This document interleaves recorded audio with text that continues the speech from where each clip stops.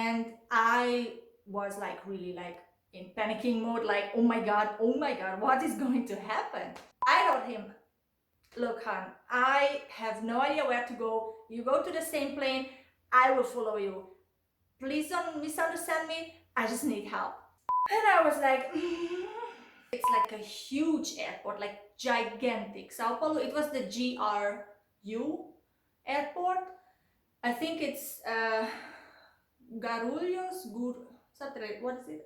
I wrote it down. Guarulhos International Airport.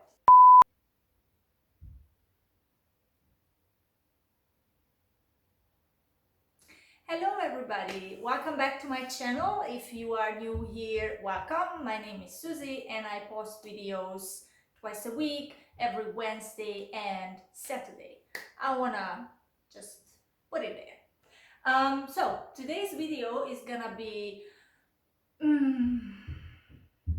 something different. So today I would like to talk about my experience as a European, as Hungarian, when I went to Brazil. Let's start about how I got there. So I visited Brazil 3 times so far in my life. Thank God. I'm really happy that I had this experience, and I hope that I will have the opportunity once to also live there, because I'm in love. I am completely in love with that country. So how I got there. My boyfriend is a Brazilian, so we go almost every year, once a year, for like 3 weeks or a month to visit their family. So in the previous occasions, so by the first and the second time when I went there, I went with him. But the third time, which was end of last year, end of 2019, I went alone.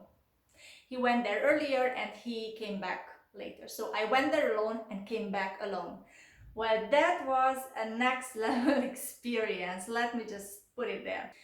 So in order to get there, I need to take 3 planes. How I went is I went from Budapest to Frankfurt. From Frankfurt, I went to São Paulo, and from São Paulo, I went to Florianopolis, which is at the southern part of Brazil, in the state Santa Catarina. So until I got to São Paulo, everything was fine. I also need to put in there that this was the first time that I traveled all by myself, all alone, on an airplane. I know it's shocking, it can be shocking, but whenever I traveled before, I always went with someone. So yeah, so I arrived to Sao Paulo. I had like 2 hours between the 2 flights. And what is strange for me is that I arrived to Brazil, and in Sao Paulo I had to pick up my luggage, the big one. I had to go to like a check-in station and then go through the security lane and so on, what should be done normally, you know. And then when I landed so take the luggage, put it down again, and then once I arrived to Floripa, then I had to pick it up again. The tricky part is that people there don't really speak any foreign languages. I know it sounds weird, it's like a huge airport, like gigantic. Sao Paulo, it was the GRU airport. I think it's Garulhos, what is it? I wrote it down. Guarulhos International Airport, Sao Paulo. So what happened there is that I picked up my luggage. That was fine, but the way to find the place where you need to drop off your luggage, and then the security section where you need to go through, like security check and everything, you know, that was a disaster. That was a disaster. So first of all, I tried to ask. There were some people who were like, you know, like an information kind of section something people. I don't know what's the word for that, but they were like standing there with like a tablet, and then they were helping people to guide them where to go. So I asked the girl. She didn't speak English. She spoke only Portuguese, of course, nothing else. And I mean, I speak English, German, a bit of Portuguese, and Hungarian because that's my mother tongue. So I tried to ask her in Portuguese, and then she answered where I need to go, which I would say I got like 80% of what she said, which usually should be fine. So I went down where she pointed me. It's like separate floors. So I went down, and then where I thought that I need to put down my luggage, I asked another person, and then they said another thing. So they said that I need to go back to the same floor where I asked the girl before. And I went up there, and then I asked another person, the third person. They pointed me to go down. And I was like, it's like more than half an hour passed already, and I had only 2 hours between the gates. And I was like really like in panicking mode, like, oh my god, what is going to happen? So what I did is that I saw a bunch of cabin crews walking on the hallway, and then I ran to them and I told them, I'm really sorry, I think you must speak English. I mean, not think, but you must speak English. Please help me where I need to go. So then they were really lovely, really nice people, and they basically asked them to walk with them right until the point where I need to drop off the luggage. And oh god, that was really good. Like really, thank you, it was helpful. Then came the worst part, I would say, because so I was in the lane to drop off the luggage. Now, there again, nobody spoke English. What happened is that there are these cordons, I think it's called cordons, which shows that how the lanes are going. And when I arrived, there were like 5 people in front of me. And when I arrived, they changed these cordons, and instead of 5 people in front of me, it turned out to be 25, 30, maybe even more. And that was the slowest line ever. Like they had many stands, many stands, but there were so many people, literally hundreds of people around that area waiting to put down the luggage, you know, make the measurements and so on, whatever. So I ended up like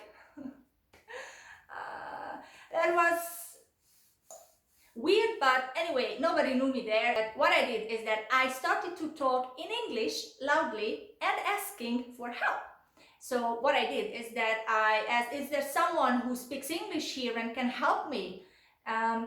Anyways, there was this guy who I mentioned before who said that I should calm down. They are checking constantly which are the next flights, which are like, you know, about to leave. So then they prioritize those people.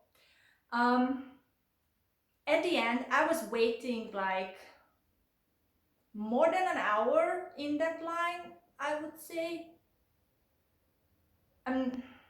Yeah, I waited a lot. It was a lot. And in the meantime, I tried to text my boyfriend asking like, hey, what should I say? Like give me a sentence in Portuguese that I can say so people will understand me.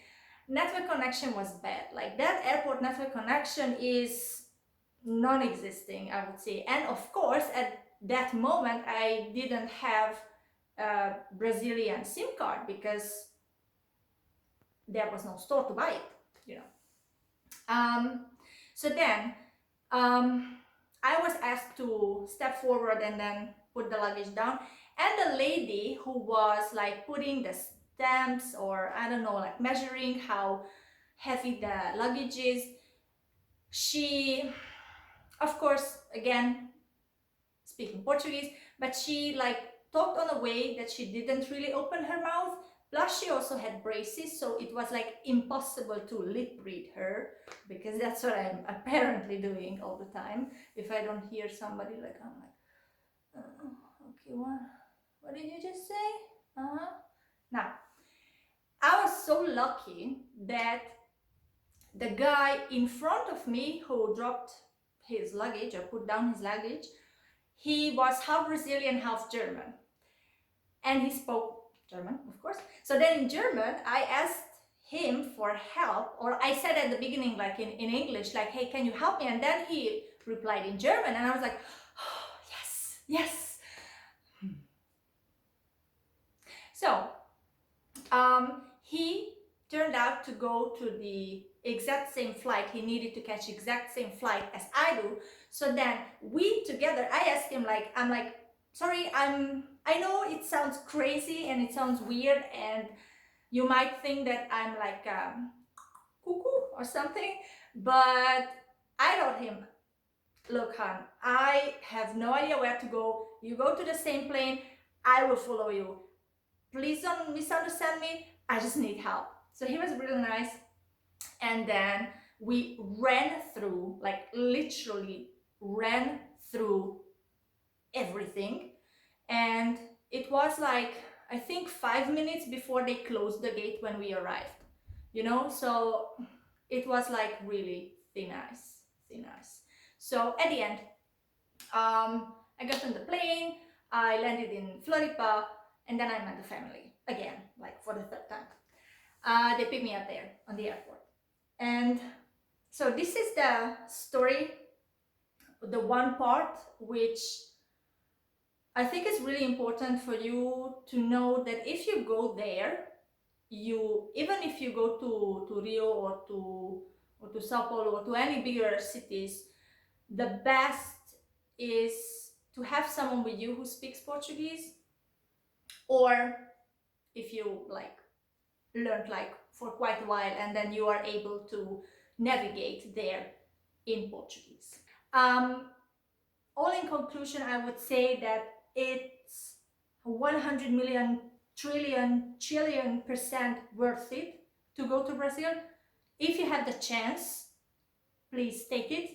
Go to Brazil. Anyways, if you would like to hear more about my experience in Brazil or anything specific, please leave it in the comments bar.